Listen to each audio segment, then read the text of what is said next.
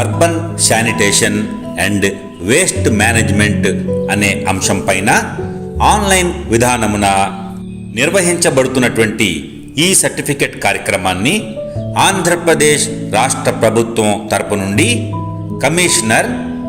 Commissionerate of గ్రామ ward volunteers, గ్రామ ward secretariats వారి విజ్ఞప్తి మేరకు administrative staff college of India వారి centre for urban governance, environment and infrastructure development Hyderabad వారు రూపొందించారు.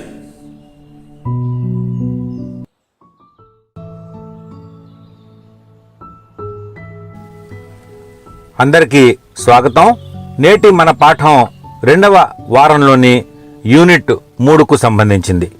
ఈ యూనిట్లో మనము ensuring safety and well being of sanitation workers అనే అంశాన్ని గురించి తెలుసుకుందాం. అంటే పారిశుద్ధ్య కార్మికుల భద్రత మరియు వారికి ఒక గౌరవప్రదమైనటువంటి జీవితాన్ని ఏర్పాటు చేయడానికి తీసుకోవలసినటువంటి చర్యలను గురించి మనము తెలుసుకుందాం. మరి ఈ యూనిట్లో ముఖ్యంగా మనము 2 విషయాలను గురించి చర్చించుకుందాం. అందులో మొదటిది legal framework for ensuring safety of sanitation workers. అంటే పారిశుద్ధ్య కార్మికులకు తప్పనిసరిగా భద్రతను కలుగజేయటానికి ఉన్నటువంటి చట్టాలను గురించి తెలుసుకుందాం. దీంట్లో అత్యంత ప్రధానమైనటువంటి చట్టం prohibition of employment as manual scavengers and their rehabilitation act 2013. ఈ విధంగా ఈ చట్టంలో ఎటువంటి ప్రొవిజన్స్ ఇవ్వబడ్డాయి అనే యొక్క అంశాలని ఈ యూనిట్లో భాగంగా తెలుసుకుందాం. ఇక 2వ విషయం programmes for ensuring safety and well being of sanitation workers. ఈ యొక్క శానిటేషన్ వర్కర్స్కు ప్రభుత్వం ఎటువంటి సదుపాయాలను, ఎటువంటి సహాయతను కలుగజేస్తూ వారికి ఒక గౌరవప్రదమైనటువంటి జీవితానికి సంబంధించినటువంటి చర్యలను చేపట్టింది అనే విషయాన్ని గురించి తెలుసుకుందాం. ఈ అంశంలో భాగంగా ఇక్కడ 2 ప్రధానమైనటువంటి విషయాలు ఉన్నాయి. ఒకటి, వీరి కోసం ప్రత్యేకంగా ఏర్పాటు చేసినటువంటి national Safai Karmacharis finance and development corporation అత్యంత తక్కువ వడ్డీతో, సబ్సిడీతో కూడినటువంటి లోన్లు ఇస్తూ వారికి ఒక గౌరవప్రదమైనటువంటి జీవితాన్ని, వారు ఒక కార్మికునిగా కాకుండా ఒక వ్యాపారవేత్తగా, ఒక సర్వీస్ ప్రొవైడర్గా జీవించటానికి అనువైనటువంటి వాతావరణాన్ని వారు కలగజేయడం జరిగింది. ఇక తర్వాతది ఎమర్జెన్సీ శానిటేషన్ రెస్పాన్స్ యూనిట్. అంటే వారి యొక్క సర్వీసులు భద్రతా ప్రమాణాలకు అనువుగా ఉండేటట్లుగా ఈ ఎమర్జెన్సీ శానిటేషన్ రెస్పాన్స్ యూనిట్ ఏ విధంగా పనిచేస్తుంది, దాని యొక్క ముఖ్య కార్యక్రమాలు ఏమిటి అనేది కూడా మనము తెలుసుకుందాం. ఈ యూనిట్లోని మొదటి భాగం అయినటువంటి legal framework for ensuring safety of sanitation workers గురించి ఇక్కడ మనము తెలుసుకుందాం. ఇప్పుడు మనం ఈ యూనిట్లోని మొదటి భాగం అయినటువంటి legal framework for ensuring safety of sanitation workers గురించి తెలుసుకుందాం. మరి దీంట్లో అత్యంత ప్రధానమైనది మాన్యువల్ స్కావెంజింగ్ యాక్ట్.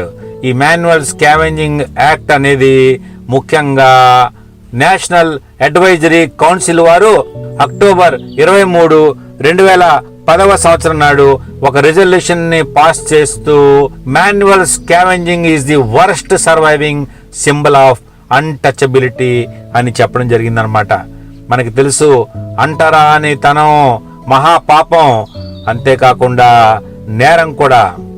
ఇదే అంశాన్ని United nations commission on human rights వారు ప్రస్తావిస్తూ ఈ దళిత్ అనే వర్గం వారు వాళ్ళ యొక్క పుట్టుకతోనే మాన్యువల్ స్కావెంజింగ్ పనులకు అత్యంత హీనకరమైనటువంటి హ్యూమన్ వేస్ట్ రిమూవల్ కోసము వాళ్ళని ఒక స్వీపర్ లాగా వాడుకుంటూ ఆ పని కోసమే వీళ్లను ఉపయోగించుకోవటం జరుగుతున్నది అన్న విషయాన్ని ప్రస్తావించింది.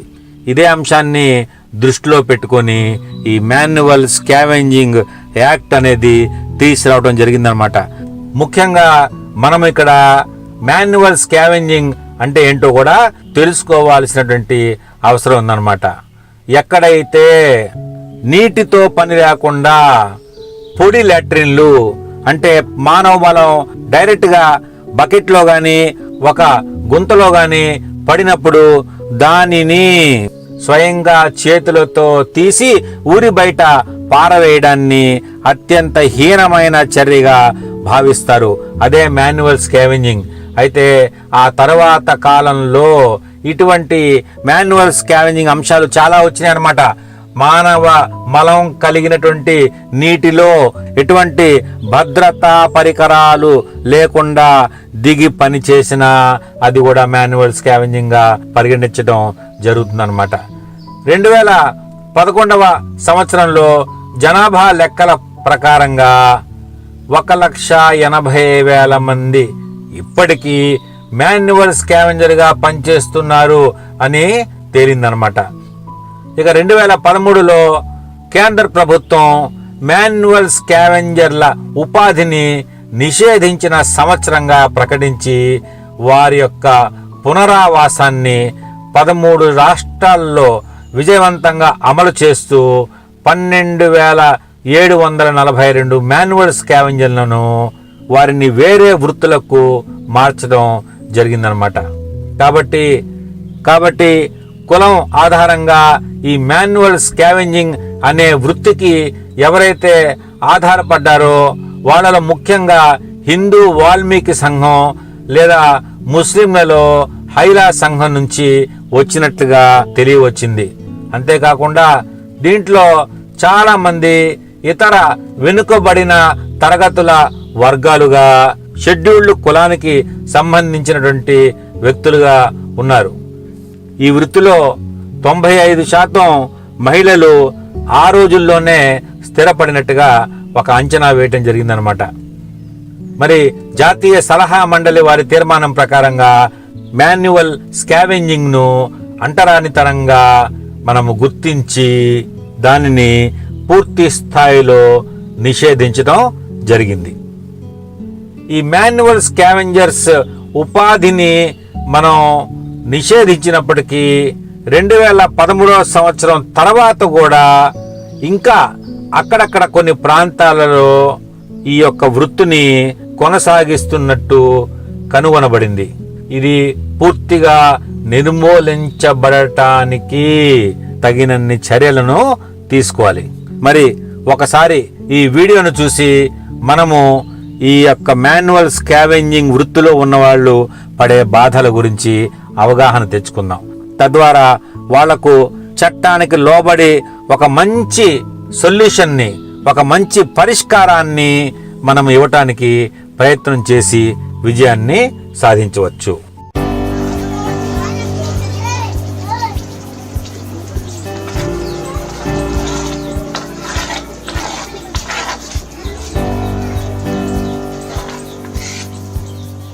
हाँ, सुबह रोज आना पड़ता है.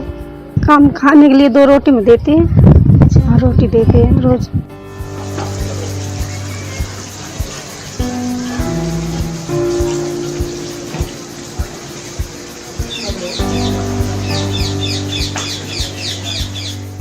अनाज 6 महीने बाद देते 10 किलो.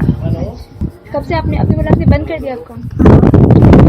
हाँ, अब जब पेट नहीं पालता दीदी तो करने पड़ते हैं.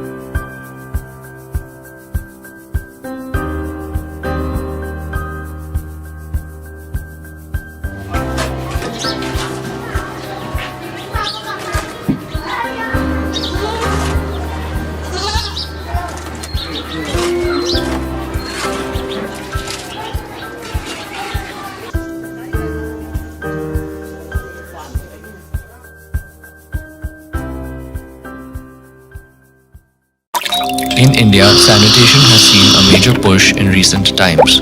But you know what people still ignore? Sanitation workers, a historically designated and socially invisible class of human labor.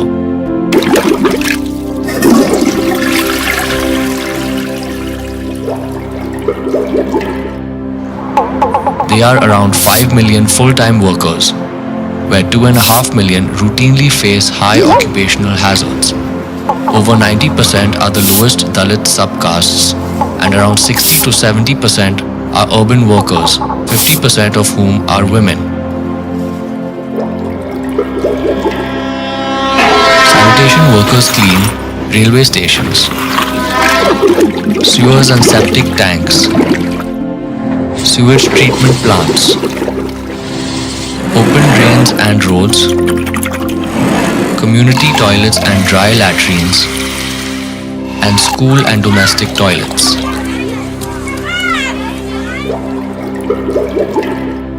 They work in unhealthy and hazardous conditions for very little money and with no insurance. Imagine a job for which you are socially ostracized, have no mobility prospects, and expect to die at 50. Well, sanitation work was historically considered the job of people condemned to it. The best way to end that assumption is to focus on how we can bring people within this ecosystem into a better today. Join us at www.sanitationworkers.org.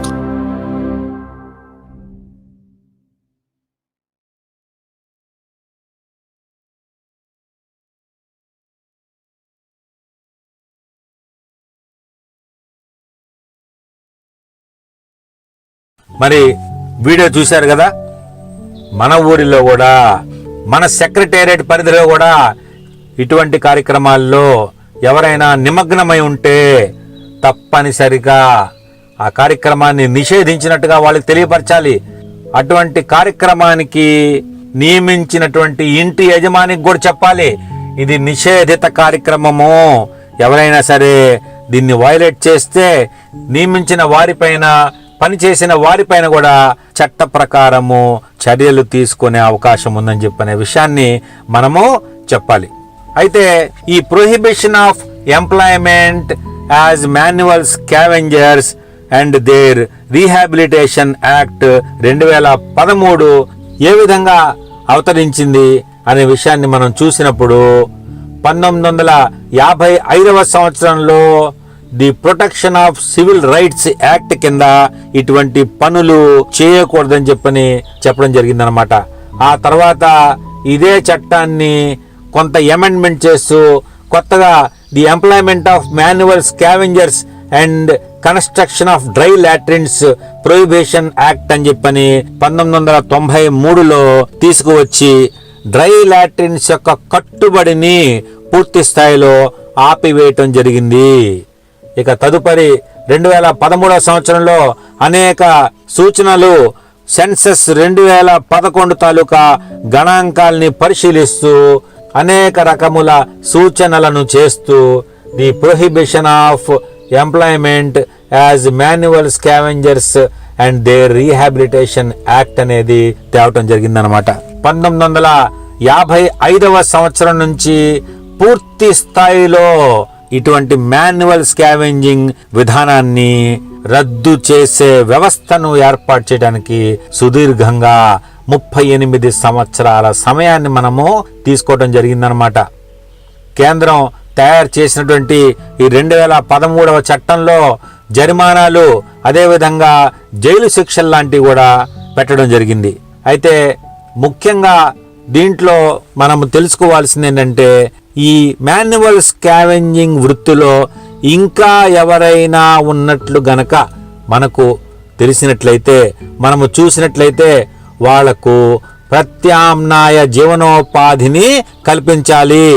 అంతేకాకుండా ఇంకా ఏమైనా వారికి మనము ప్రత్యామ్నాయంగా జీవనోపాధిని పెంపొందించడానికి సహాయ సహకారాలు అంటే ఆర్థిక సహాయం కావచ్చు, సబ్సిడీతో కూడినటువంటి లోను కావచ్చు, వారి పిల్లలకు మంచి చదువులు చెప్పించుకోవడం కోసం స్కాలర్షిప్ కావచ్చు, ముఖ్యంగా ప్రభుత్వం వారు ఉచితంగా ఇప్పించే హౌసింగ్ లాంటి స్కీములు కావచ్చు, ఈ విధంగా కార్యక్రమాలు ఏవైనా ఉన్నట్లయితే వాళ్లకు మొదటి ప్రాధాన్యతతో అటువంటివి మనము ఏర్పాటు చేయాల్సినటువంటి అవసరం ఉన్నది. అటువంటి బాధ్యత స్థానిక ప్రభుత్వాలదే. రాష్ట్ర స్థాయిలో అమలు చేసే బాధ్యత కూడా రాష్ట్ర ప్రభుత్వానికి ఉన్నదన్నమాట. ఈ మాన్యువల్ స్కావెంజింగ్ యాక్ట్ అనేది ఏ విధంగా ఆవిష్కరింపబడినది అన్న విషయాన్ని చూసాం. ఇప్పుడు 1993లో చేసినటువంటి మాన్యువల్ స్కావెంజింగ్ యాక్ట్ కు, అదేవిధంగా 2013వ సంవత్సరంలో చేసినటువంటి మాన్యువల్ స్కావెంజింగ్ యాక్ట్ కు మధ్య ఉన్నటువంటి వ్యత్యాసాన్ని మనము గమనిద్దాం అన్నమాట. ఈ 1993వ సంవత్సరంలో చేసినటువంటి యాక్ట్ చాలా తక్కువ పరిధి కలిగినటువంటి యాక్ట్. ఈ యాక్ట్ లో కేవలము డ్రై లెట్రిన్స్ గురించి మాత్రమే చెప్పబడి ఉన్నది. దానిని దృష్టిలో పెట్టుకొని అందుకు సంబంధించినటువంటి వారందరి యొక్క రెస్పాన్సిబిలిటీస్ ఏంటి, ఇన్స్టిట్యూషన్స్ యొక్క రెస్పాన్సిబిలిటీస్ ఏంటి, అదేవిధంగా స్టేక్ హోల్డర్స్ యొక్క రెస్పాన్సిబిలిటీస్ ఏమిటి అనే విషయం మీద మాత్రమే చెప్పడం జరిగిందనమాట. అంతేకాకుండా ఈ యొక్క యాక్ట్ ను ఎవరైనా గనక అతిక్రమించినట్లయితే వారికి సంబంధించినటువంటి శిక్షలను ఖరారు చేసే అంశంలో స్పష్టత లేదు. అటువంటి స్పష్టత లేకపోవటం వల్ల, కఠినతరమైనటువంటి చర్యల అంశం లేకపోవటం వల్ల ఈ 1993 నుండి 2013 వరకు, అంటే 20 సంవత్సరాల వరకు ఎటువంటి కఠినమైన శిక్షలు అమలు కాలేదు. దాంతో ఈ 1993 యాక్ట్ అనేది మాన్యువల్ స్కావెంజింగ్ ను నిషేధిస్తుంది అనే విషయంలో నమ్మకం అనేది లేకుండా పోయిందనమాట. మరి ఇటువంటి అంశాలని దృష్టిలో పెట్టుకొని 2013 సంవత్సరంలో చేసినటువంటి కొత్త చట్టంలో ఈ డ్రై లాట్రిన్స్ ను నిషేధిస్తూ, దాంతో పాటుగా ఇన్సానిటరీ టాయిలెట్స్, అంటే ఎవరికైనా సరే సెప్టిక్ టాయిలెట్ లేకుండా, అంటే ఎవరికైనా మరుగుదొడ్డి కలిగి ఉండి ఆ మలం డైరెక్ట్ గా ఆ యొక్క టాయిలెట్ నుండి బయట కాలువలోకి వస్తుంటే ఆ స్థితిని ఇన్సానిటరీ టాయిలెట్ గా గుర్తిస్తూ దానిని కూడా నిషేధించడం జరిగిందనమాట. ఈ విధంగా 2013లో చట్టం యొక్క పరిధిని విస్తరించారు. అంతేకాకుండా సాధారణ ఉల్లంఘనకు జరిమానాలు వేయటంతో పాటుగా ఈ చట్టాలను ఉల్లంఘన చేసే వారికి కఠినమైన శిక్షలను వేయటానికి ఇందులో ప్రొవిజన్ ను ఇవ్వబడిందనమాట. మరి ఈ మాన్యువల్ స్కావెంజింగ్ యాక్ట్ 1993 విఫలం దిశగా వెళ్ళటానికి ఒకానొక ముఖ్య కారణం ఈ పని చేసే వారికి సరైనటువంటి ప్రత్యామ్నాయ ఉపాధిని మనము చూపించకపోవటం. ఆ యొక్క ప్రొవిజన్ ను కూడా ఈ చట్టంలో చేస్తూ తప్పనిసరిగా వారికి ప్రత్యామ్నాయ ఉపాధిని ఇవ్వాలి. అందుకు సంబంధించినటువంటి ఏజెన్సీలన్నీ వీళ్ళను గుర్తించి వీళ్లకు కావలసినటువంటి ఆర్థిక సహాయాన్ని, సబ్సిడీని కల్పించాలి అని చెప్పని ప్రొవిజన్ ను కూడా చేయడం జరిగిందనమాట. ఇప్పటిదాకా ఈ మాన్యువల్ స్కావెంజింగ్ ను మనము నిషేధించడానికి చేసిన ప్రయత్నాలను గనక గమనించినట్లయితే ఈ 2013 సంవత్సరంలో చేసినటువంటి చట్టం అత్యంత భద్రతతో, విస్తృతమైనటువంటి పరిధితో చేయటం జరిగిందని చెప్పొచ్చు అన్నమాట. మరి ఇందుకు సంబంధించినటువంటి ఒక చిన్న వీడియోను కూడా మనము ఇక్కడ చూద్దాం. మరి ఈ 2013 సంవత్సరంలో చేసినటువంటి చట్టంలోని కొన్ని నిర్వచనాలను మనం అర్థం చేసుకుందాం. ఈ మాన్యువల్ స్కావెంజర్ అనేవారు ఎవరు, ఏ విధంగా మనము వీళ్లను గుర్తుపట్టడం జరుగుతుంది అనే అంశానికి సంబంధించిన నిర్వచనాన్ని చూసినట్లయితే, a person engaged employed by an individual, ఒక వ్యక్తిని మనము మానవ మలాన్ని మాన్యువల్ గా క్లీనింగ్ చేయటానికి, మాన్యువల్ గా దానిని తరలించడానికి, దానిని పారవేయటానికి, అదేవిధంగా దానిని ఇతరత్ర విషయాల కొరకు హ్యాండ్లింగ్ చేయటానికి సంబంధించినటువంటి పనిలో గనక మనము ఎంగేజ్ చేసుకున్నట్లయితే, లేదా వాళ్ళకు అటువంటి కార్యక్రమాల కోసం ఉద్యోగాన్ని ఇచ్చినట్లయితే, అటువంటి ఎంగేజ్మెంట్ గాని అటువంటి ఉద్యోగం గాని ఒక వ్యక్తి ద్వారా, అంటే ఏదైనా ఒక ఇంటి యజమాని ద్వారా జరిగినా, ఒక అర్బన్ లోకల్ బాడీ అంటే మున్సిపాలిటీ లేదా కార్పొరేషన్ ద్వారా జరిగిన, ఒక ఏజెన్సీ ద్వారా జరిగిన, ఒక కాంట్రాక్టర్ ద్వారా జరిగిన దానిని మనము మాన్యువల్ స్కావెంజింగ్ వర్క్ కింద పరిగణించడం జరుగుతుందన్నమాట. అంతేకాకుండా ఇన్సానిటరీ టాయిలెట్లను కలిగి ఉండటము, అటువంటి ఇన్సానిటరీ టాయిలెట్ నుంచి మలబురదను క్లీన్ చేయటానికి ఇటువంటి వ్యక్తులను ఎంగేజ్ చేసుకోవటము, ఓపెన్ డ్రైన్ లోకి నేరుగా మలబురదను టాయిలెట్ నుంచి వదిలిపెట్టడము, ఒక చిన్న పిట్ లాట్రిన్ ని కలిగి ఉండి అక్కడ ఉన్నటువంటి మలబురదను తొలగించటానికి మనము ఇటువంటి వ్యక్తులను ఉపయోగించుకోవటము. రైల్వే ట్రాక్ మీద గాని ఓపెన్ గా గాని ఎక్కడైనా సరే బహిరంగంగా ఆ మలాన్ని గనక ఆ విధంగా వదిలివేసినట్లయితే, అటువంటి వదిలివేసినటువంటి మలాన్ని శుభ్రం చేయటానికి మనం ఎవరినైనా సరే ఆ పని కొరకు గనక వాడుకున్నట్లయితే అదంతా కూడా మాన్యువల్ స్కావెంజింగ్ అనేటటువంటి నిర్వచనం పరిధిలోకి వస్తుందన్నమాట. ఇక తదుపరి నిర్వచనాన్ని మనము చూసినట్లయితే అది హెజార్డస్ క్లీనింగ్. ఇందులో భాగంగా ముఖ్యంగా మున్సిపాలిటీల్లో కానివ్వండి, అదేవిధంగా కార్పొరేషన్ల పరిధిలో కానివ్వండి, ఎవరైనా గనక మాన్యువల్ గా ఈ అండర్ గ్రౌండ్ డ్రైనేజీ తాలూకా మ్యాన్ హోల్స్ ను దాని లోపలికి దిగి క్లీన్ చేసినట్లయితే, అంటే ఎటువంటి వ్యక్తిగత రక్షణ పరికరాలు లేకుండా దాని లోపలికి మాన్యువల్ గా దిగి క్లీన్ చేసినట్లయితే, లేదా సెప్టిక్ ట్యాంకులను మిషన్ల ద్వారా కాకుండా మాన్యువల్ గా క్లీన్ చేసినట్లయితే, అటువంటి పనికి వినియోగించుకున్నటువంటి వ్యక్తులు, యజమానులు, కాంట్రాక్టర్లు, అదేవిధంగా అర్బన్ లోకల్ బాడీ కూడా ఈ చట్టం యొక్క పరిధిలోకి వస్తుంది. ఈ hazardous cleaning of severe lines and septic tanks అనే అంశం మీద కేంద్ర ప్రభుత్వం మార్గదర్శకాలను విడుదల చేయడం జరిగింది. ఆ మార్గదర్శకాలకు అనుగుణంగా మాత్రమే మనము ఈ యొక్క యాక్టివిటీని చేపట్టాలన్నమాట. ఇక తరువాతది ఇన్సానిటరీ లాట్రిన్. ఏ టాయిలెట్ అయితే మానవ మలాన్ని మాన్యువల్ గా క్లీన్ చేసే విధంగా కట్టబడి ఉన్నదో ఆ యొక్క టాయిలెట్ ని మనము ఇన్సానిటరీ లాట్రిన్ అంటాం అన్నమాట. అంతేకాకుండా సెప్టిక్ ట్యాంక్ లో నిలువ ఉండవలసినటువంటి మలము ఆ సెప్టిక్ ట్యాంకు నిండిపోయి బయట కాలువ వైపుకు ప్రవహించినట్లయితే ఆ యొక్క టాయిలెట్ కూడా తాత్కాలిక ఇన్సానిటరీ టాయిలెట్ కండిషన్ ని కలిగి ఉంటుందన్నమాట. వెంటనే మనం ఆ సెప్టిక్ ట్యాంక్ ను కనుక తోడించకపోయినట్లయితే నిరంతరంగా ఆ యొక్క మల బురద అనేది బయట కాలువలోకి వస్తూ ఇన్సానిటరీ కండిషన్ ను క్రియేట్ చేస్తాయి. ఆ విధంగా అది కూడా చట్ట పరిధిలోకి వస్తుంది అనమాట. కాబట్టి మానవ మలము అనేది ఎట్టి పరిస్థితుల్లో చేతితో ముట్టుకునే విధంగా మనము టాయిలెట్ ని కట్టరాదు.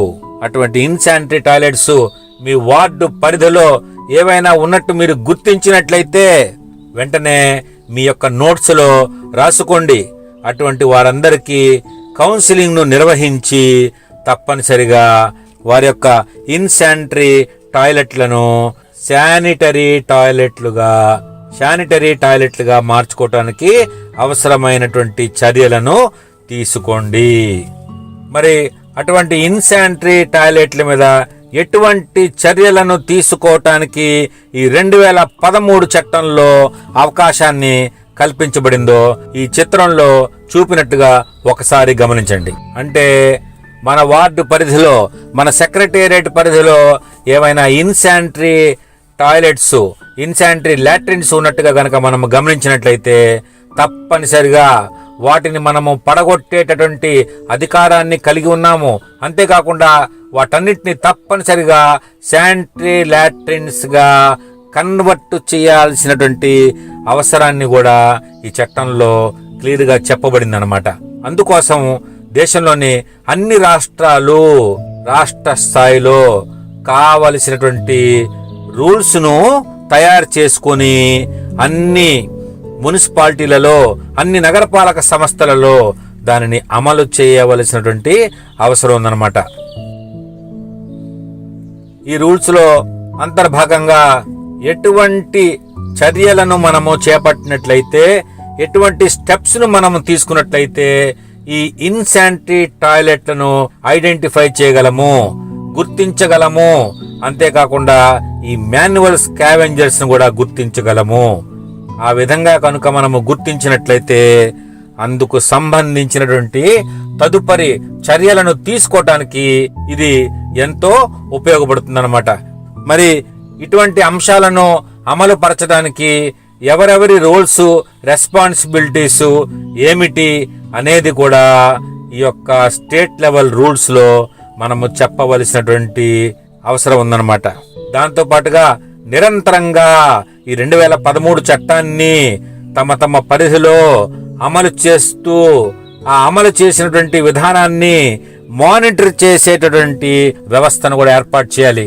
ఇప్పటికే మనకు తెలుసు, జిల్లా స్థాయిలో జిల్లా కలెక్టర్లు ప్రతి నెల ఇందుకు సంబంధించినటువంటి మీటింగులు పెడుతూ ఈ మాన్యువల్ స్కావెంజింగ్ యాక్ట్ 2013 ఏ విధంగా తమ తమ జిల్లా పరిధిలోని మున్సిపాలిటీలు, నగరపాలక సంస్థలో అమలవుతుందో తెలుసుకుంటూ ఉంటారన్నమాట.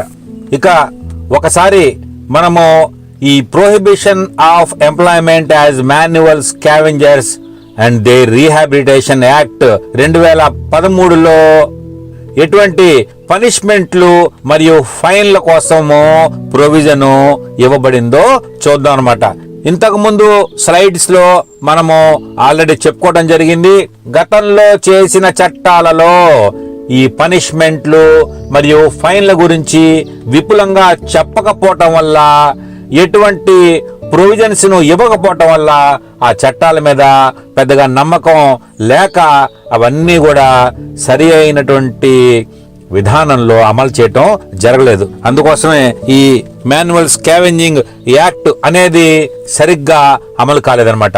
ఆ విషయాలన్నీ దృష్టిలో పెట్టుకొని ఈ 2013 చట్టంలో ఒక పటిష్టమైనటువంటి ఏర్పాటును పెట్టడం జరిగింది. ఈ చట్టంలోని సెక్షన్ 5 మరియు సెక్షన్ 6 ప్రకారంగా ఏ వ్యక్తి అయినా సరే, అర్బన్ లోకల్ బాడీ అయినా సరే, ఏదైనా ఏజెన్సీ అయినా సరే ఇన్శానిటరీ టాయిలెట్ ను కట్టకూడదు. అటువంటి ఇన్శానిటరీ టాయిలెట్ ఏమైనా ఉన్నట్లయితే దానిని శుభ్రం చేయటానికి ఏ వ్యక్తిని కూడా ఎంప్లాయ్మెంట్ చేయకూడదు, ఎంగేజ్మెంట్ అనేది చేయకూడదు. అంతేకాకుండా ఈ అండర్ గ్రౌండ్ డ్రైనేజీ లైన్స్ లో ఉన్నటువంటి మ్యాన్ హోల్స్ ను క్లీన్ చేయటానికి, హెజార్డస్ క్లీనింగ్ ఆఫ్ సివర్, అదేవిధంగా సెప్టిక్ ట్యాంకుల యొక్క క్లీనింగ్ చేయటానికి కూడా ఎట్టి పరిస్థితుల్లో మనము వ్యక్తులను ఎంగేజ్ చేయరాదు. అది తప్పనిసరిగా యంత్రాలతో మాత్రమే అటువంటి క్లీనింగ్ ఈ సీవర్ లైన్ లో గానండి, సెప్టిక్ ట్యాంక్ లో గాని చేపట్టాలి. ఇన్శానిటరీ టాయిలెట్లను కంప్లీట్ గా పగలగొట్టి అక్కడ శానిటరీ టాయిలెట్లను కట్టించాలన్నమాట.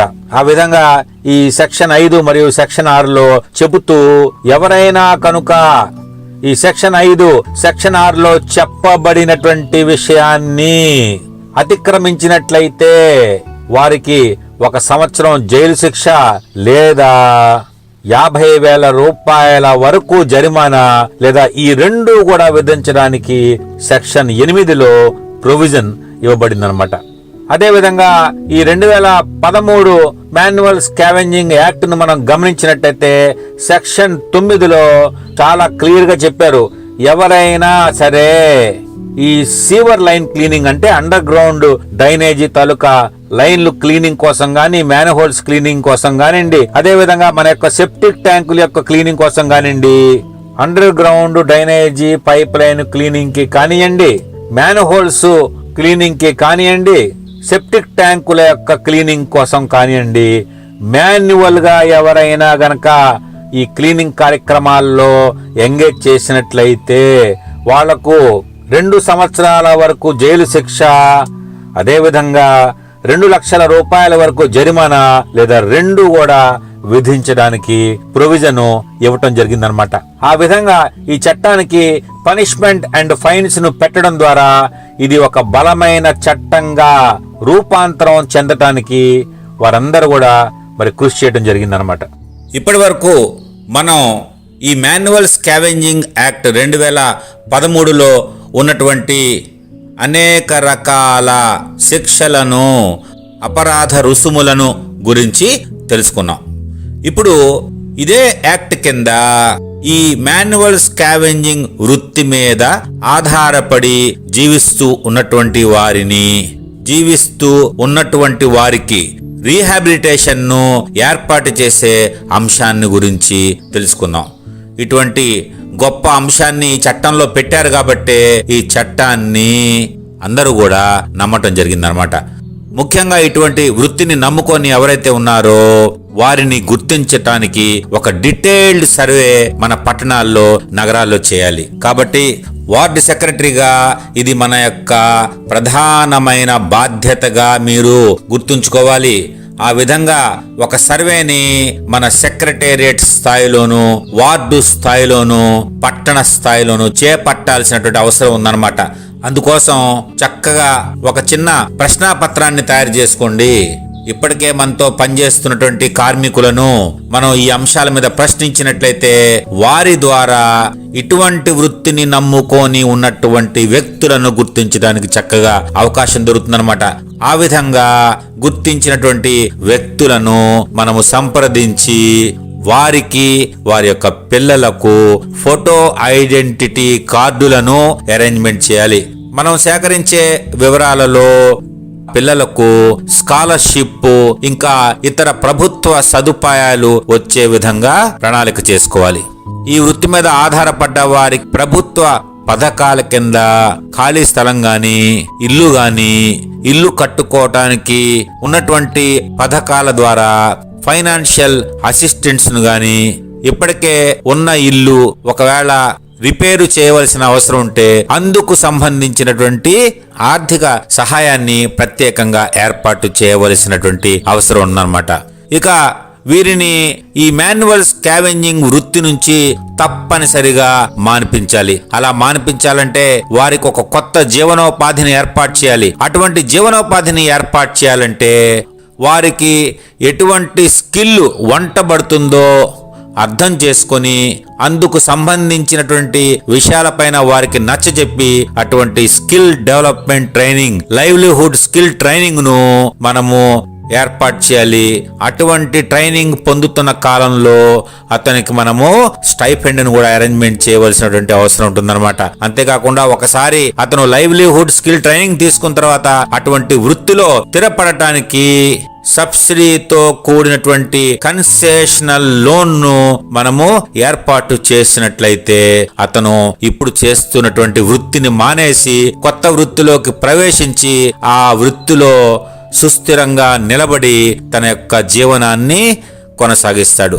ఇంతేకాకుండా అతను కొత్తగా ఎంచుకున్న వృత్తిలో పూర్తి స్థాయిలో నిలబడటానికి, అభివృద్ధి చెందటానికి కావాల్సినటువంటి సహాయ సహకారాలను కూడా మనము అందించాల్సినటువంటి అవసరం ఉంది. ఈ విధంగా మొత్తం వాళ్ళ యొక్క ఫ్యామిలీ వెల్ఫేర్ ను గురించి మనం ఆలోచించి ప్రణాళిక చేసి అమలు చేసినట్లయితే రీహాబిలిటేషన్ ఆఫ్ మాన్యువల్ స్కావెంజర్స్ గురించి ఈ చట్టంలో ఏదైతే చెప్పబడిందో అది పకడ్బందీగా మన యొక్క స్థానిక సంస్థలో అమలు చేసినట్లుగా అవుతుందన్నమాట. సెక్రటరీలు ఈ విషయాన్ని బాగా గమనించాలి. ఈ పాయింట్లన్నీ కూడా మీ నోట్స్ లో రాసుకొని దీని మీద మీరు కసరత్తు చేయండి.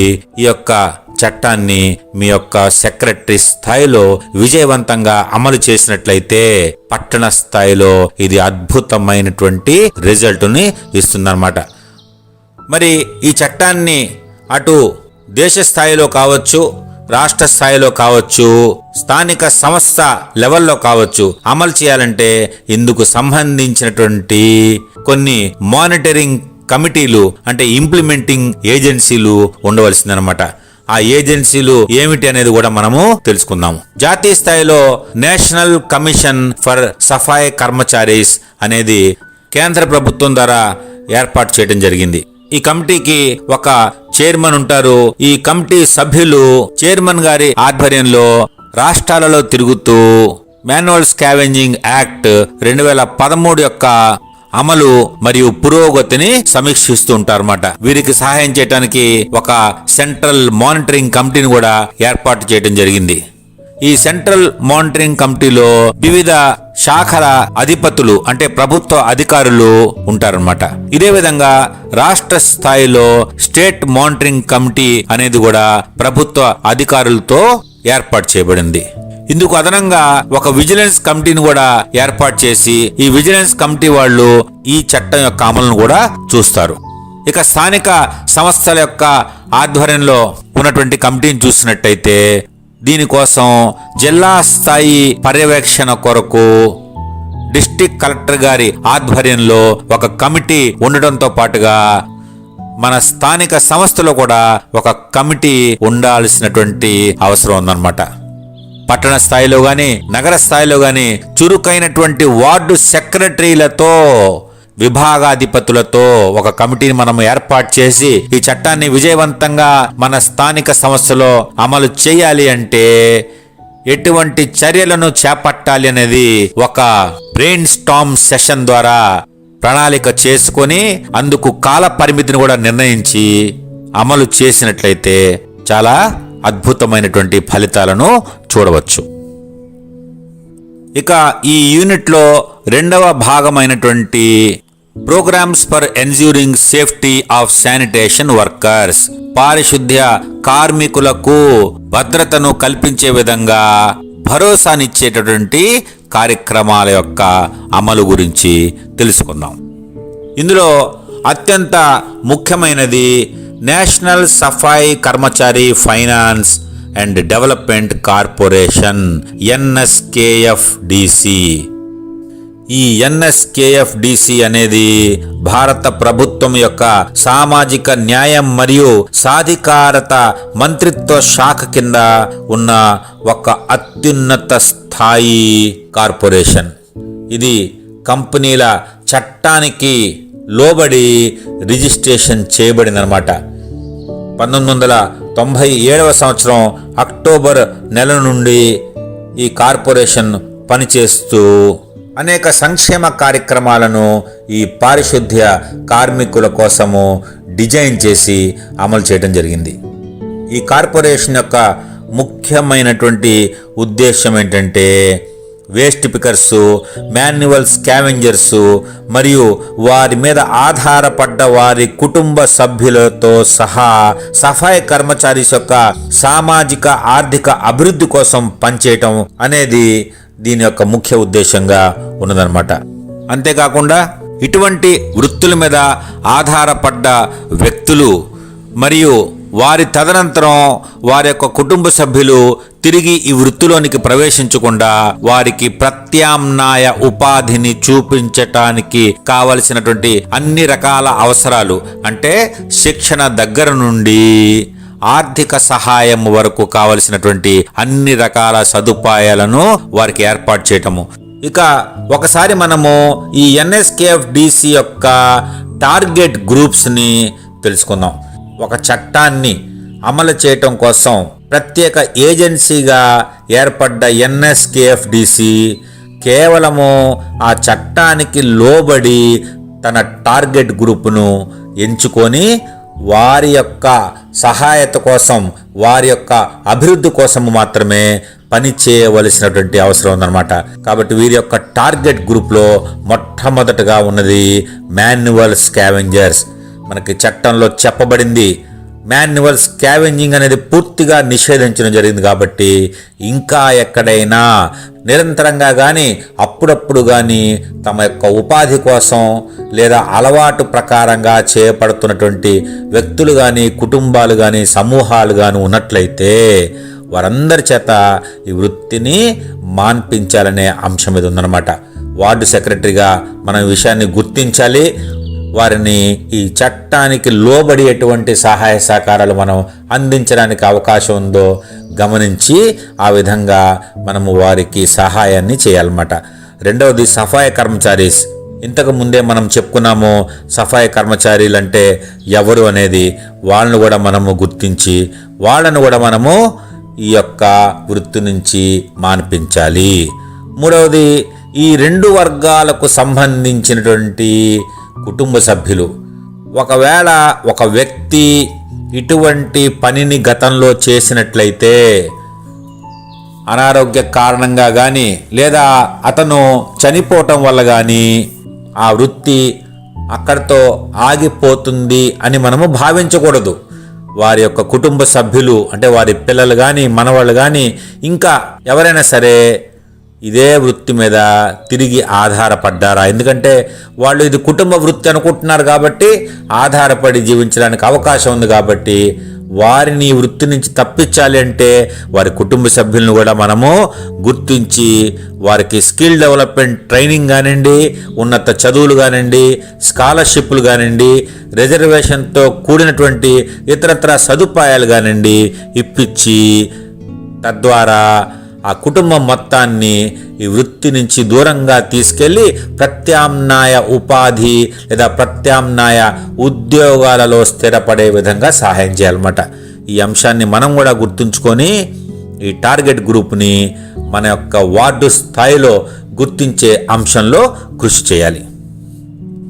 అయితే ఈ టార్గెట్ గ్రూప్ను ఐడెంటిఫై చేసే అంశంలో ఇప్పటికే అన్ని రాష్ట్రాలలో అనేక సార్లు కసరత్తు జరిగింది. ఈ అంశానికి సంబంధించినటువంటి డీటెయిల్స్ మనకు ఇక్కడ చూపబడినటువంటి వెబ్సైట్లో లభ్యమవుతాయి. మీరు ఆ వెబ్సైట్ను సందర్శించి మీ వార్డులో ఇప్పటికే ఎవరైనా గనక ఈ యొక్క లిస్టులో గుర్తించబడి ఉన్నట్లయితే అది గమనించండి. ఇంకను ఈ అంశంలో మనం ఏదైనా సర్వే చేయవలసినటువంటి అవసరం ఉంటే అటువంటి సర్వేను కూడా మన యొక్క వార్డు స్థాయిలో చేసి దానిని సంబంధిత వెబ్సైట్లో నమోదు చేయాల్సినటువంటి అవసరం ఉంది. ఇక ఇటువంటి వృత్తిలో స్థిరపడ్డ వారిని గుర్తించి వారికి కానీ వారి యొక్క కుటుంబ సభ్యులను మనము ప్రత్యామ్నాయ ఉపాధి వైపు ప్రత్యామ్నాయ ఉద్యోగాల కోసము కొన్ని రకాల స్కీమ్స్ ను తేవడం జరిగిందనమాట. ఇవన్నీ కూడా NSKFDC ద్వారా అందజేయబడతాయి. ఇందులో ముఖ్యంగా స్కిల్ డెవలప్మెంట్ ట్రైనింగ్ అంశానికి వచ్చినట్లయితే సెక్టార్ స్కిల్ కౌన్సిల్స్ అయినటువంటి ప్రభుత్వ సంస్థలు అంటే సిపెట్, ATDC, FDDI మొదలగు సంస్థల ద్వారా ఉపాధిని కల్పించే విధంగా ట్రైనింగ్ కార్యక్రమం కోసము ఏర్పాట్లు చేయాలి. అటువంటి ట్రైనింగ్ కార్యక్రమాన్ని ఈ యొక్క గుర్తింపబడ్డ బెనిఫిషియరీ కేవలం ఒక్కసారి మాత్రమే పొందటానికి అవకాశం ఉంటుందన్నమాట. కాబట్టి మన వార్డు స్థాయిలో అటువంటి బెనిఫిషియరీని గుర్తించినప్పుడు అతని యొక్క సరైనటువంటి ట్రైనింగ్ కార్యక్రమాన్ని మనము జాగ్రత్తగా ఎంపిక చేసుకోవాలి. ఎంపిక చేసినటువంటి ట్రైనింగ్ ప్రోగ్రాం గురించి అతనికి తెలియపరచాలి. అతని యొక్క సమ్మతితో మాత్రమే ఆ ట్రైనింగ్ ప్రోగ్రాంకి పంపవలసినటువంటి అవసరం ఉంటుంది. లేదంటే అతను తనకు లభించినటువంటి అవకాశాన్ని కోల్పోయినట్టు అవుతుంది. ఎందుకంటే ఇంకొకసారి ట్రైనింగ్ అనేది ఇవ్వటము జరగదు. కాబట్టి ఈ ట్రైనింగ్ పీరియడ్లో భాగంగా బెనిఫిషరీని కానీ అతని యొక్క కుటుంబ సభ్యులు ఒకవేళ ట్రైనింగ్ ప్రోగ్రాం తీసుకుంటూ ఉన్నట్లయితే నెలకు 1500 రూపాయల స్టైఫండ్ కూడా ఇవ్వటం జరుగుతుందన్నమాట. అదే మాన్యువల్ స్కావెంజర్స్ అంశంలో వచ్చినట్లయితే వారికి 3000 రూపాయలు నెలకు స్టైఫండ్గా ఇవ్వటం జరుగుతుందన్నమాట. ఇక ఈ విధంగా స్కిల్ డెవలప్మెంట్ పొందినటువంటి బెనిఫిషరీస్ తమ నూతన వృత్తిలో విజయవంతంగా కొనసాగించడానికి మాన్యువల్ స్కావెంజింగ్ బదులుగా మెషిన్తో పనిచేసే విధంగా వారికి కార్యక్రమాల రూపకల్పన కూడా చేయడం జరిగిందనమాట. ఈ కార్యక్రమాలలో ఆర్థిక సహాయం కింద వారికి సబ్సిడీతో తక్కువ వడ్డీతో రుణాన్ని కూడా ఏర్పాటు చేయడం జరిగిందనమాట. ఈ స్వచ్ఛత ఉద్యమి యోజన అనేటటువంటి ఒక కొత్త పథకాన్ని 2014 సంవత్సరంలో లాంచ్ చేయడం జరిగింది. ఈ స్క్రీన్ లో చూపించిన విధంగా వారికి అనేక రకాల బెనిఫిట్స్ ను కూడా ప్రొవైడ్ చేయడం జరిగిందనమాట. మీరు వెబ్సైట్ ద్వారా లభించే సమాచారాన్ని మరింత వివరంగా చదువుకోండి. ఈ స్వచ్ఛతా ఉద్యమి యోజన ద్వారా ఎటువంటి గొప్ప ప్రయోజనాన్ని మనము గుర్తించినటువంటి బెనిఫిషరీకి అందజేయగలమో చూడండి. రెండవది sanitary marts scheme. Swachh Bharat Abhiyan కింద ఇటువంటి one stop shop where all the sanitary needs can be met అనే అంశం మీద అన్ని రకాల శానిటరీ వస్తువులు అంటే క్లీనింగ్ వస్తువులు కానివ్వండి, అవి కెమికల్స్ కావచ్చు లేదా వాడేటటువంటి వస్తువులు కావచ్చు, మాపర్స్ కావచ్చు, గ్లౌజ్ కావచ్చు, మాస్కులు కావచ్చు, హెల్మెట్లు కావచ్చు, బూట్లు కావచ్చు, ఇలా చెప్పుకుంటూ పోతే ఈ శానిటరీ మార్ట్ లో అనేక రకాల వస్తువులను పెట్టి అమ్మటానికి అవకాశం ఉంటుందన్నమాట. ఈ బెనిఫిషరీ గనక అటువంటి డెడికేటెడ్ శానిటరీ మార్ట్ ని గనక పెట్టినట్లయితే మరి స్వచ్ఛ భారత్ అభియాన్ కింద వారికి కూడా ఫైనాన్షియల్ అసిస్టెన్స్ అనేది లభిస్తుంది.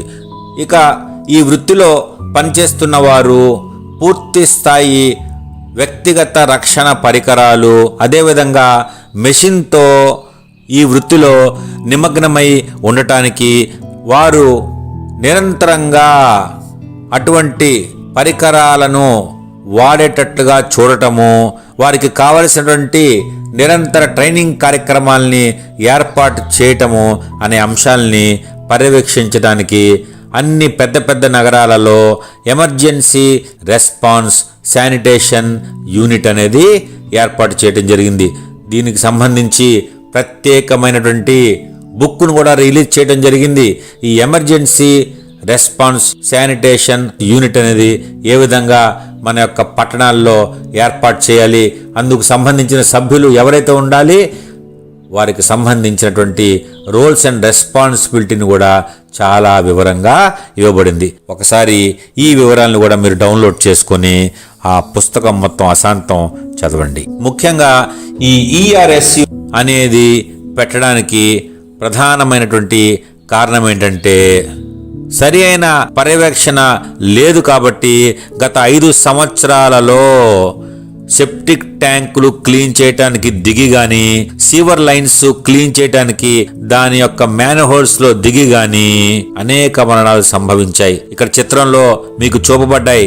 2019 సంవత్సరంలో అత్యంత అధికంగా 110 మరణాలు సంభవించాయి. కాబట్టి ఈ విషయం మీద కేంద్ర ప్రభుత్వం దృష్టి సారించి ఈ cleaning of severe lines, cleaning of septic tanks అనేది తప్పనిసరిగా ఈ ERSU యొక్క పర్యవేక్షణలో మాత్రమే జరగాలని ప్రధానమైన ఉద్దేశంతో ఈ ERSU యొక్క స్థాపన కోసం గైడ్ లైన్స్ ను జారీ చేయడం జరిగింది. ఈ ERSU యొక్క ప్రధాన ఆబ్జెక్టివ్ ఏమిటంటే ఇటువంటి వృత్తి మీద ఆధారపడ్డ వ్యక్తులకు professional and skill development training ఇచ్చినట్లయితే ఈ విధంగా శిక్షణ పొందినటువంటి వ్యక్తులు మంచి మోటివేషన్తో సరి అయినటువంటి ఎక్విప్మెంట్ మరియు వ్యక్తిగత రక్షణ పరికరాలను వాడుతూ ఈ సెప్టిక్ ట్యాంకుల యొక్క క్లీనింగ్ కానివ్వండి, ఈ సీవర్ లైన్ క్లీనింగ్ కానివ్వండి చేపట్టడం జరుగుతుంది. కాబట్టి ఈ అంశంలో గతంలో జరిగినటువంటి దుర్ఘటనలను 0 స్థాయికి తీసుకొచ్చే విధంగా ప్లాన్ చేయడం జరిగిందనమాట. అందుకోసం అని చెప్పని కేంద్ర ప్రభుత్వం standard operating procedures for cleaning of septic tanks for severe lines అని మార్గదర్శకాలను కూడా జారీ చేయడం జరిగింది. మీరు ఈ యొక్క పుస్తకాన్ని కూడా దిగుమతి చేసుకుని ఒకసారి అందులో చెప్పినటువంటి స్టాండర్డ్ ఆపరేటింగ్ ప్రొసీజర్స్ మీద పట్టు సాధించుకోండి. ఈ ERSU అనేది అన్ని ప్రధాన నగరాలలో ఏర్పాటు చేయాల్సిందే. అంతేకాకుండా ఏర్పాటు చేసినటువంటి ప్రాంతం నుంచి ఒక 75 కిలోమీటర్ల రేడియస్ వరకు ఉన్నటువంటి చిన్న చిన్న పట్టణాలలో కూడా కార్యక్రమాల యొక్క పర్యవేక్షణ చేయాల్సినటువంటి అవసరం ఉంటుందన్నమాట. ఇందుకోసం రాష్ట్ర ప్రభుత్వం తరపు నుండి జిల్లా స్థాయిలో కానివ్వండి, మున్సిపల్ కమిషనర్ స్థాయిలో కానివ్వండి రెస్పాన్సిబుల్ శానిటేషన్ అథారిటీని ఏర్పాటు చేయాలి. ఈ రెస్పాన్సిబుల్ శానిటేషన్ అథారిటీ ఈ ERSU యొక్క ఏర్పాట్లు వాటి యొక్క పనితీరును ఎప్పటికప్పుడు పర్యవేక్షిస్తూ ఉంటారన్నమాట. ఈ ERSU యొక్క పనితీరు ఎలా ఉండాలంటే మనకు ఇప్పటికే ఉన్నటువంటి ఫైర్ సర్వీసెస్ ఏ విధంగా అయితే చుట్టుపక్కల పట్టణాల్లోకి వెళ్ళి తమ సర్వీసులను అందజేస్తారో అదేవిధంగా తమ యొక్క సర్వీసెస్ను అందజేయవలసినటువంటి అవసరం ఉంది. అందుకోసం 24 గంటల పాటు పనిచేసేటటువంటి ఒక డెడికేటెడ్ టెలిఫోన్ నంబరు, ఒక హెల్ప్ లైన్ను, హాట్ లైన్ను ఏర్పాటు చేసి అనుసంధానం చేయవలసినటువంటి అవసరం ఉందన్నమాట. అంతేకాకుండా మనము పబ్లిక్కి కేవలము ఈ ESRU ద్వారా లైసెన్స్ పొందిన, శిక్షణ పొందిన, గుర్తింపు పొందిన వ్యక్తులకు, ఏజెన్సీలకు మాత్రమే ఈ severe line and septic tank cleaning అనే పనులు అప్పగించాలి అనే విషయాన్ని కూడా ప్రచార కార్యక్రమాల ద్వారా తెలియపరచవలసినటువంటి అవసరం ఉన్నది. వార్డు సెక్రటరీగా మనము ఈ అంశాల మీద పట్టు సాధించుకొని మన యొక్క సెక్రటేరియట్ పరిధిలోని అన్ని కుటుంబాలు ఈ సబ్జెక్ట్ మీద చక్కగా తేలికగా అవగాహన వచ్చేటట్లుగా స్థానిక భాషలో ఒక చిన్న పాంప్లెట్ తయారు చేసుకొని వారికి అవగాహన కల్పించవలసినటువంటి అవసరం ఉందన్నమాట. ఇక ఈ చట్టాన్ని అమలు చేయటానికి రాష్ట్ర స్థాయిలో ఎటువంటి హైరార్కీలు అంటే ఎటువంటి సంస్థలు అన్నీ కూడా కలిసికట్టుగా పని చేయవలసినటువంటి అవసరం ఉందో ఒకసారి చూద్దాము. రాష్ట్ర ప్రభుత్వము ద్వారా ఏర్పాటు చేయబడ్డ రెస్పాన్సిబుల్ శానిటేషన్ అథారిటీ ఈ ERSU యొక్క స్థాపన మరియు దాని యొక్క పనితీరును నిరంతరంగా పర్యవేక్షిస్తూ ఉంటుందన్నమాట. తనకు ఏర్పాటు చేసినటువంటి పరిధిలో ఈ సీవర్ ఎంట్రీ ప్రొఫెషనల్స్ అంటే ముఖ్యంగా మున్సిపల్ పరిధిలో పనిచేస్తున్నటువంటి కార్మికులు, అదేవిధంగా ప్రైవేట్ సీవర్ ఎంట్రీ ప్రొఫెషనల్స్ ఎవరైతే లైసెన్స్ పొంది, తర్ఫీదు పొంది ప్రైవేటుగా సేవా రుసుమును తీసుకుంటూ ఇటువంటి కార్యకలాపాలలో పాల్గొంటూ ఉంటారో అటువంటి ప్రైవేట్ వ్యక్తులు, అదేవిధంగా ప్రైవేటుగా సీవర్ క్లీనింగ్ని చేయటానికి సర్వీసెస్ను అందిస్తున్నటువంటి సంస్థలు, అటువంటి సంస్థలను కూడా మనము గుర్తించి వారికి కూడా లైసెన్సును, శిక్షణను అందించాల్సినటువంటి అవసరం ఉందన్నమాట. కాబట్టి వీరందరినీ కూడా ఈ ERSU అనేది పర్యవేక్షిస్తూ ఉంటుందన్నమాట. కాబట్టి ఈ యొక్క అంశాల్లో లైసెన్స్ పొందిన వ్యక్తులు మన వార్డు స్థాయిలో ఎవరున్నారో వారిని కూడా మీ యొక్క నోట్స్లో రాసుకున్నట్లయితే మన సెక్రటేరియట్ స్థాయిలో సర్వీసెస్ అవసరమైనప్పుడు వారి యొక్క సేవలను మనము ఉపయోగించుకోవచ్చు. ఈ ERSU ఏర్పాటైన తర్వాత ఏ ప్రదేశంలో అయినా సెప్టిక్ ట్యాంకు క్లీన్ చేయాలన్నా, సీవర్ లైన్స్ను క్లీన్ చేయాలన్నా తప్పనిసరిగా అనుమతిని తీసుకోవాలి.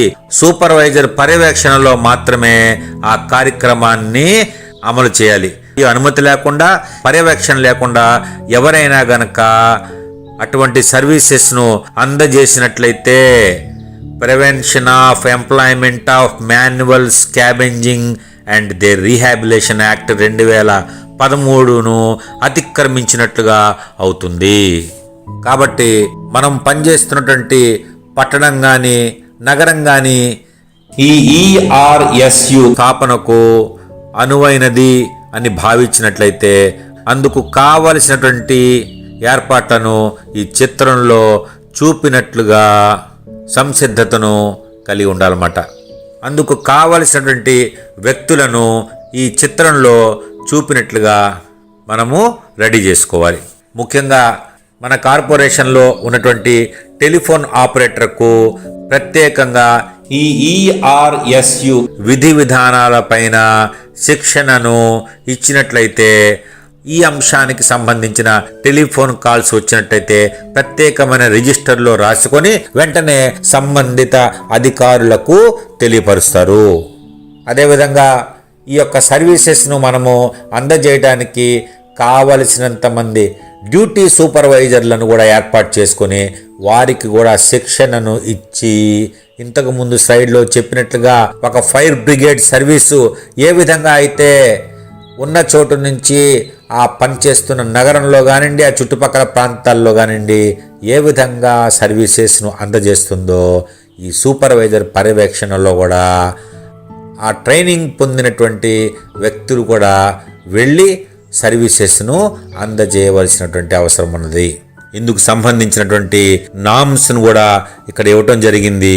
ఎన్ని సెప్టిక్ ట్యాంకులు క్లీన్ చేయాలంటే, ఎన్ని కిలోమీటర్ల సీవర్ లైన్ క్లీన్ చేయాలంటే ఎన్ని టీములు కావాలనేది ఇక్కడ చిత్రంలో ఇవ్వబడింది. ఇందాక చెప్పినట్టుగా ఈ స్టాండర్డ్ ఆపరేటింగ్ ప్రొసీజర్లో కూడా ఈ వివరాలన్నీ కూడా పొందుపరచబడ్డాయి. ఇప్పటికే మనము ఆర్ఎస్ఏ ఏ విధంగా ఏర్పాటు చేయాలి, ఆర్ఎస్ఏ యొక్క రెస్పాన్సిబిలిటీ ఏంటి, ఈ ఈఆర్ఎస్యు రెస్పాన్సిబిలిటీస్ ఏమిటి అనేది కూడా తెలుసుకోవడం జరిగిందనమాట. ఈ చిత్రంలో చూపినట్లుగా మరొక్కసారి దానిని వివరంగా తెలుసుకోండి. ముఖ్యంగా ఈ ఈఆర్ఎస్యు ఏర్పాటు చేసిన తర్వాత ఈ రంగంలో అప్పటికే లభిస్తున్నటువంటి వెహికల్స్ని కానివ్వండి, మెషినరీని కానివ్వండి వాడుతూ ఉండవచ్చు. అయితే కాలానుగుణంగా ఈ రంగంలో రీసెర్చ్ జరిగి అనేక కొత్త ఎక్విప్మెంట్స్ కానివ్వండి, మెషినరీ కానివ్వండి రావటం జరుగుతుంది. కాబట్టి ఆర్ఎస్ఏ ఆధ్వర్యంలో అటువంటి నూతన ఎక్విప్మెంట్ను, మెషినరీను ప్రొక్యూర్మెంట్ చేయడానికి కావలసినటువంటి డెసిషన్ను మనము తీసుకొని వాటిని ఏర్పాటు చేసుకోవాలి. అదేవిధంగా ఇంతకు ముందు స్లైడ్లో మనం చెప్పుకున్నాము, ఈ సెప్టిక్ ట్యాంక్స్ క్లీనింగ్ కానివ్వండి, సీవర్ లైన్ క్లీనింగ్కు కానివ్వండి ఎంతమంది వ్యక్తులు అంటే ఎన్ని టీములు అవసరం అనేది ఆ మేరకు వ్యక్తిగత రక్షణ పరికరాలను ఇంకా అదనంగా కూడా మనము ప్రొక్యూర్మెంట్ చేసుకొని పెట్టుకోవాలి. ఎందుకంటే వ్యక్తిగత రక్షణ పరికరాలు లేకుండా దీనికి సంబంధించినటువంటి క్లీనింగ్ పనులు చేయకూడదు. అదేవిధంగా మన యొక్క నగరంలో ప్రైవేట్ సీవర్ ఎంట్రీ ప్రొఫెషనల్స్ను మనము గనక ఏర్పాటు చేయదలిచినట్లయితే వారికి ఎలిజిబిలిటీ కండిషన్స్ను పెడుతూ మన పట్టణ స్థాయిలో లేదా నగర స్థాయిలో ఒక నోటును ప్రిపేర్ చేయాలి. ఆ విధంగా ఎలిజిబిలిటీ పొందినటువంటి సంస్థలను మాత్రమే ఈ యొక్క సర్వీసెస్ను ఇవ్వటానికి మనము అనుమతినివ్వాలన్నమాట. మరి ఒకసారి అటువంటి ఎలిజిబిలిటీ పొందినటువంటి ప్రైవేట్ ఆపరేటర్లను మనము ఎంపానల్మెంట్ చేసుకోవటము, వారికి అవసరమైనటువంటి ట్రైనింగ్ను కూడా మనము ఏర్పాటు చేయాలి. ఒకవేళ వీరెవరైనా కనుక ఈ చట్టంలో చెప్పబడినటువంటి స్టాండర్డ్ ఆపరేటింగ్ ప్రొసీజర్స్ను అతిక్రమించినట్లయితే వారిని ఎంపానల్మెంట్ చేసేటటువంటి విధి విధానాలు కూడా మనము ముందుగానే నగర స్థాయిలో ఏర్పాటు చేసే బైలాస్లో పొందుపరచాలి. అలాగే ఈ ఈఆర్ఎస్సి ద్వారా ఈ ప్రైవేట్ సర్వీసెస్ను అందించే ఆపరేటర్లు ఎంత ఫీజును వసూలు చేస్తారు అనేది ముందుగానే ప్రకటించాలి. ఆ ఫీజు యొక్క వసూలును కూడా ఈ ఈఆర్ఎస్యు ద్వారా మనము పర్యవేక్షణ చేయించాలి. ఈ మొత్తం కార్యక్రమాల కోసము ఒక సూపర్వైజరీ వ్యవస్థను, ఒక ట్రైనింగ్ ఆఫీసర్ను మనము ఏర్పాటు చేసి నిరంతరంగా కార్యక్రమాల యొక్క పర్యవేక్షణ, అదేవిధంగా నగర స్థాయిలో అందుకు సంబంధించినటువంటి డాక్యుమెంటేషన్ను కూడా మనము చేయవలసినటువంటి అవసరం ఉందన్నమాట. ఇప్పటికే మీకు అర్థమై ఉంటుంది ఈ ఈఆర్ఎస్యు అనేది ఎంత ముఖ్యమైనదో, ఎన్ని బాధ్యతలతో కూడుకుని ఉన్నదో. ఈ ఈఆర్ఎస్యు కనుక ఏర్పాటు చేసినట్లయితే మనము ఈ 2013 సంవత్సరంలో చేయబడ్డటువంటి మాన్యువల్ స్కావెంజింగ్ యాక్ట్ను పూర్తి స్థాయిలో మన నగరంలోనూ మన పట్టణంలోనూ అమలు చేయడానికి ఒక గొప్ప ప్రణాళిక అనేది ఏర్పాటు చేయడానికి అవకాశం దొరుకుతుంది. మరి ఇందుకు సంబంధించినటువంటి డాక్యుమెంట్స్ ఇక్కడ చూపబడినటువంటి వెబ్సైట్లో మీకు లభ్యమవుతాయి. ఈ అంశం మీద మీకు ఇంకా అవగాహన రావటానికి ఇక్కడ చిన్న వీడియోలను మీకు ఇప్పుడు చూపిస్తాము. అదేవిధంగా ఈ 2013 యాక్ట్కు సంబంధించినటువంటి వివిధ మెటీరియల్స్ను, పుస్తకాలను మీరు డౌన్లోడ్ చేసుకొని మీ దగ్గర ఒక డిజిటల్ కాపీ పెట్టుకోండి. ఆ పుస్తకాలను అశాంతం మీరు చదివినట్లయితే మీకు పూర్తి స్థాయిలో ఈ అంశం మీద అవగాహన వస్తుంది. ఈ వీడియోను ఒకసారి చూసిన తర్వాత మీకు అర్థం అవ్వకపోతే మళ్ళీ చూడండి. మీకు ఈ చట్టానికి సంబంధించినటువంటి అనేక విషయాల మీద పూర్తి స్థాయిలో అవగాహన వస్తుంది. ఇంకా ఈ విషయానికి సంబంధించి ఏమైనా ప్రశ్నలు ఉన్నట్లయితే, సందేహాలు ఉన్నట్లయితే, అదేవిధంగా మీరు ఏదైనా సూచనలను ఇవ్వాలని అనుకుంటే ఇక్కడ తెలియపరిచినటువంటి ఈమెయిల్కు వ్రాయండి. మరి ఇంతటితో మనము 2వ వారంలోని 3వ యూనిట్కు సంబంధించి ensuring safety and well being of sanitation workers అనే అంశం మీద అనేక విషయాలను తెలుసుకోవడం జరిగింది. ఈ అంశాల మీద పూర్తి స్థాయిలో పట్టు సాధించి మీ యొక్క సెక్రటేరియట్ స్థాయిలో మీరందరూ కూడా ఒక లీడర్ లాగా నిలబడతారని భావిస్తూ ఈ యొక్క పాఠాన్ని ఇంతటితో ముగిస్తున్నాం.